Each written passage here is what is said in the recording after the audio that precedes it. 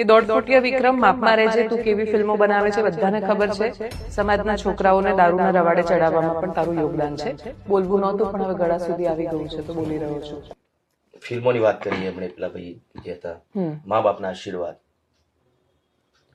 અવતાર ધરીને આવું છું, અને ઘણી બધી એવી મારી ફિલ્મો, તમે કોઈ બી ફિલ્મો તમે જોશો એમાં સમાજને કંઈક ખોટા રસ્તે ચડે એવું કોઈ બી મારી ફિલ્મોમાં એવો કોઈ મેસેજ નહીં હોય. એ ભાઈને તમે કદાચ એ ભાઈ પિક્ચર નહીં જોતા, બહુ મોટા માણસ છે રહે એટલે પિક્ચર નહીં જોતા હોય એટલે એમને ખબર નહીં હોય, અને આખા સમાજને ખબર છે. તમે નહીં માનો, મારા કોઈ પિક્ચરમાં કે કોઈ મારું કોઈ આલ્બમ સોંગ હશે એમાં બી મેં દારૂનું કોઈ ગીત બી મેં કદી લખ્યું નથી, ગાયું નથી હું. મને યાદ છે, ઇવન તમે આની પહેલા જયારે બોલ્યા હતા ત્યારે પણ એવું કહ્યું હતું કે સમાજ દારૂમાંથી મુક્ત થાય એના માટે પ્રયત્નો કરવા છે. હું તો અરે તમે નહીં માનો, ઠાકોર સેના મારા ખ્યાલથી 2011માં ઠાકોર સેના, એટલે ઘણા લોકો કે ઠાકોર સેનાના લીધે જ બધું થયું છે, એવું નથી. ઠાકોર સેના બહુ સારું કામ કર્યું છે, બહુ સારું, બહુ અમારા સમાજ માટે એટલું બધું બહુ સારું કામ કર્યું, વ્યસન મુક્તિથી લઈને બધું જ બહુ સારું કામ કર્યું છે.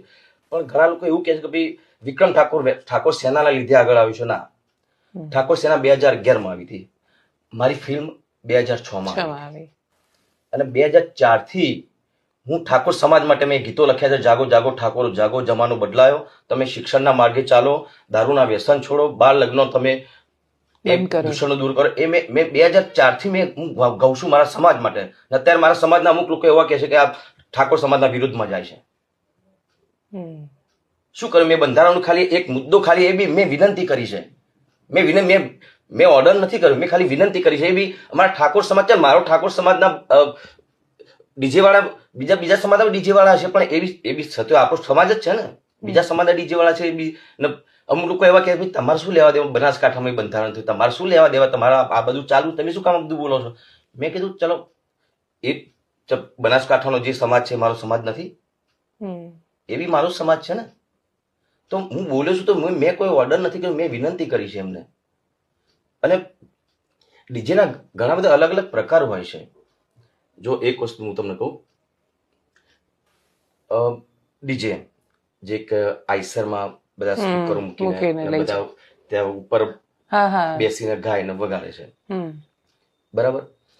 એ જ ડીજે તમે સ્ટેજ ઉપર મૂકી દો છો સ્પીકરો, ત્યાં વગાડો છો, તો બે અલગ કેમ થઈ જાય છે? હા, વાત સાચી. વસ્તુ તો એક જ છે ને. તો એમાં ફેરફાર કેમ? તો વિરોધ ડીજે નો થાય છે કે આઈસર નો થાય છે એ ખબર નહીં પડતી. વાત સાચી છે કે